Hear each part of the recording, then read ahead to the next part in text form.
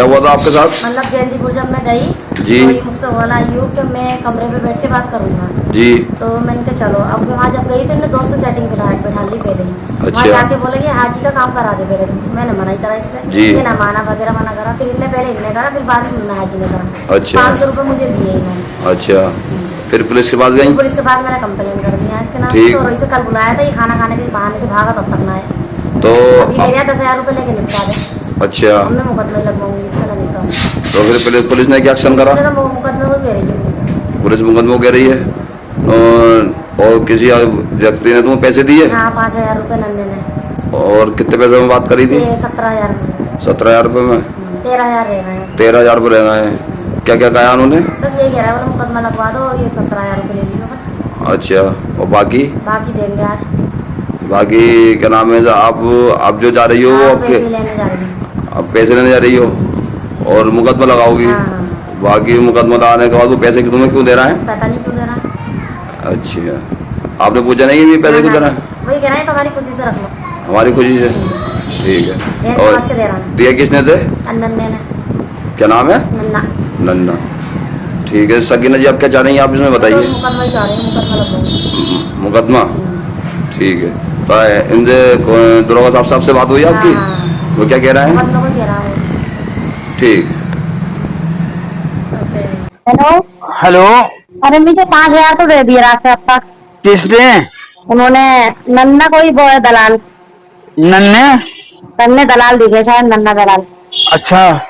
उसने दिए 5,000 रुपए और ये कह रहा है कि 13,000 रुपए रह रहा है, वो आके ले लिए।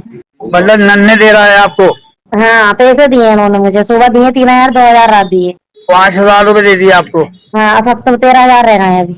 मतलब 13,000 तो किस चीज के दे रहा है? 17,000 रुपये? मुकदमे में फैसला होगा हाँ। तो 2-3 लाख रुपए ले लेंगे उससे, अयूब से।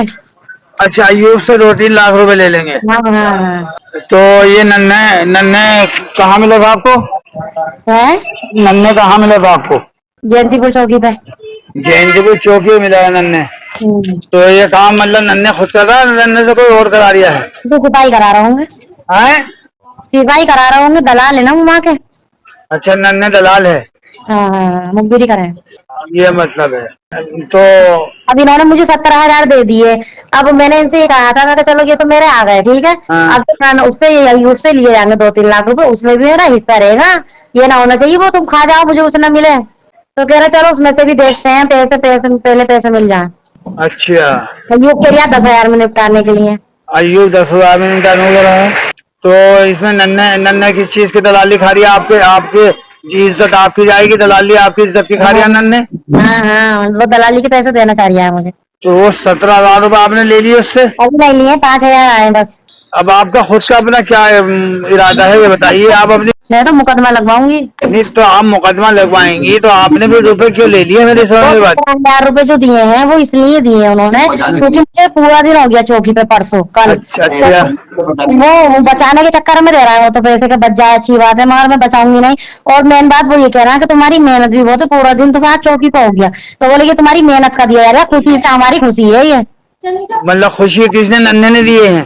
मैंने खुशी से दिए हैं ये तो पैसे। नन्हे इतना बड़ा हमदर्द हो गया कि मतलब कि इज्जत लूटने के पैसे दे रहा है नन्हा? पैसे दे दिया जिसम का सौदा कर रहा है मेरी। नहीं तो वो इतना बड़ा हमदर्द हो गया है कि मतलब कि इज्जत का वो सौदा कर रहा। मैंने ये कहा, मैं कहा आज तुम मुझे 17,000 रुपए दे रहे हो, कल किसी लौंडे को बुला के तुम भी रेप करा दियो मेरा। बहन मान के ही सब काम कराते हैं। हाँ, बहनें बना रहे बहन, उसके बाद बहनें बना के। तुम लोगों का काम है बहने बनाना और बाद में उनकी इज्जतें लूटना। ये तो बहुत बड़ा गलत हो रहा है। तो आप ये नन्हे कारोबार चला रहा है, ये इज्जतें लूटने का कारोबार कर रहा है।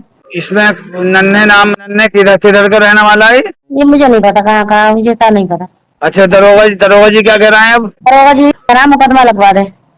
थाना मंझौला की जयंतीपुर पुलिस चौकी पहले से ही विवादों में रही है। पुलिस चौकी दलालों के हवाले नज़र आ रही है। जयंतीपुर पुलिस चौकी को ऐसा लग रहा है जैसे कि दलालों की हुकूमत चल रही है। जयंतीपुर चौकी के अंदर सबसे ज़्यादा दलाल देखे हुए पाए जाते हैं, ये एक कड़वा सच है। जयंतीपुर चौकी इंचार्ज दलालों को इस तरह मान सम्मान दे रहे हैं जिसका कोई जवाब नहीं है। जयंतीपुर चौकी इंचार्ज साहब दलालों को पास बिठा रहे हैं, दलालों के साथ बैठकर समय बिता रहे हैं। सूत्रों की अगर माने सवाल ये है कि जयंतीपुर पुलिस चौकी इंचार्ज साहब दलालों को इतना मान सम्मान क्यों दे रहे हैं, ये अधिकारी जानकारी ले सकते हैं। मेरा अधिकार ये नहीं है कि मैं किसी से जानकारी लूं, मेरा काम सिर्फ़ और सिर्फ सच दिखाना है। क्यों जयंतीपुर चौकी के अंदर जो काम हो रहे हैं वो किसी से छुपे हुए नहीं हैं। जयंतीपुर पुलिस चौकी में कैमरे नहीं हैं, जिसका फ़ायदा चौकी इंचार्ज वे वहाँ के पुलिसकर्मी उठा रहे हैं।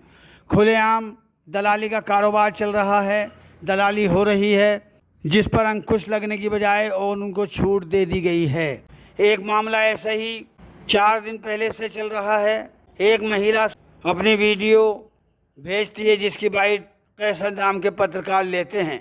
वे वीडियो हमने वायरल नहीं की इसलिए क्योंकि महिला बहन बेटी समाज के लिए एक नेमत हैं, सभी की इज्जत है।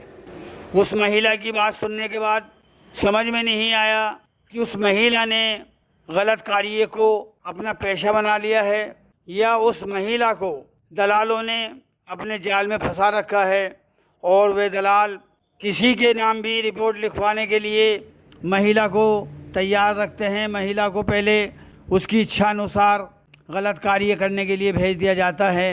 ये सब कुछ वीडियो में सुनने के बाद कह रहा हूँ। मैं अपनी तरफ से कोई भी शब्द नहीं कहना चाहता। महिला के कहे हुए शब्द आपको बता रहा हूँ कि महिला बता रही है कि मुझे बुला लिया जाता है, मुझे 500 रुपये दे दिए जाते हैं, 700 रुपये दे दिए जाते हैं।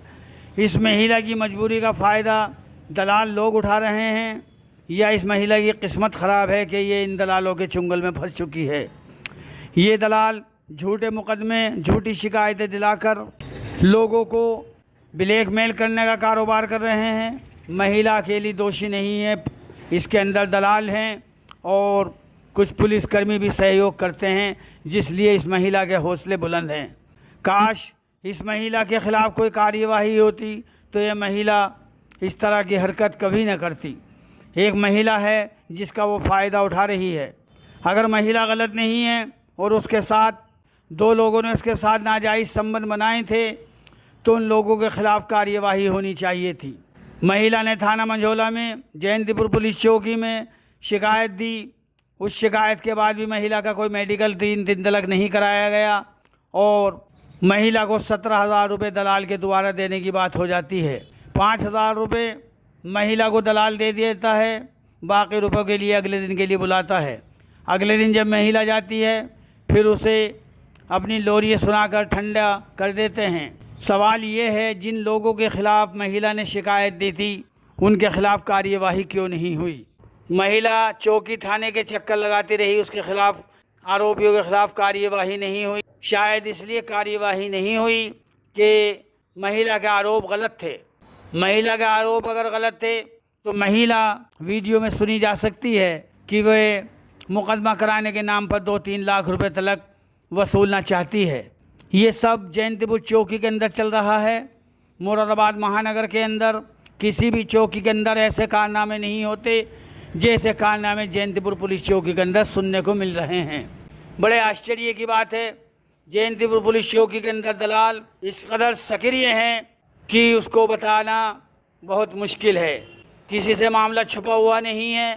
जयंतीपुर के अंदर 376 जैसे मामले एक नहीं सैकड़ों हो चुके हैं। लोगों ने कारोबार बना रखा है। 376 की आड़ में लोग धंधा बनाए बैठे हैं, लोगों को ठगते हैं, लोगों को ब्लैकमेल करते हैं।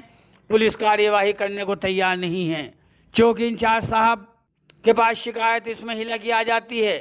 चौकी इंचार्ज साहब इस महिला की कार्यवाही क्यों नहीं करते ये तो वो खुद जानते होंगे। जब रुपयों का लेन देन हो जाता है तो कार्यवाही होने का तो मतलब ही नहीं होता है। सवाल दूसरा कि जब शिकायत पत्र चौकी थाने के अंदर आया था तो समझौता भी अगर होना था तो पुलिस का अधिकार था कि पुलिस समझौता कराती, लेकिन समझौता किसी अन्य जगह पर होता है जिसमें 30,000 रुपये महिला को दिलाई जाते हैं। ये कारोबार अजीब कारोबार है। पुलिस चौकी जयंतीपुर के होते हुए, एक अच्छे सच्चे ईमानदार चौकी इंचार्ज के होते हुए इस तरह से समझौते हो रहे हैं। क्या समाज में इस चीज़ से गंदगी नहीं फैल रही है? अगर महिला इस तरह के गलत कार्य करके लोगों को फंसा रही है तो महिला के ख़िलाफ़ कार्यवाही होनी चाहिए, क्योंकि ऐसी महिलाओं से समाज में गंदगी फैल रही है। ऐसी महिलाओं को फिर मतलब कहना उन ऐसी महिलाओं के खिलाफ सख्त से सख्त कार्यवाही होनी चाहिए। और अगर महिला सही है और उसके साथ लोगों ने नाजायज़ संबंध बनाए हैं तो आरोपियों के खिलाफ मुकदमा लिखा जाना चाहिए था। लेकिन यहाँ जयंतीपुर में ऐसा कुछ नहीं हो रहा। यहाँ सिर्फ नोटों की गड्डियाँ चल रही हैं दलालों की आड़ में। आखिर दलालों की इतनी हिम्मत कैसे हो गई? क्योंकि उन्हें मदद मिल रही है। दलालों की इतनी औकात नहीं है कि दलाल चौकी के अंदर बैठकर या चौकी के आसपास रहकर लोगों के फैसले कराएं, समझौते कराएं। फिर स्थानीय पुलिस चौकी होने का मतलब क्या है जब आम लोग दलाल बैठकर समझौता कराते रहेंगे और दलालों की हुकूमत चौकी के ऊपर चलती रहेगी। उत्तर प्रदेश के डीजीपी साहब के सख्त आदेश के बाद दलालों पर अंकुश नहीं लग रहा, बड़े आश्चर्य की बात है।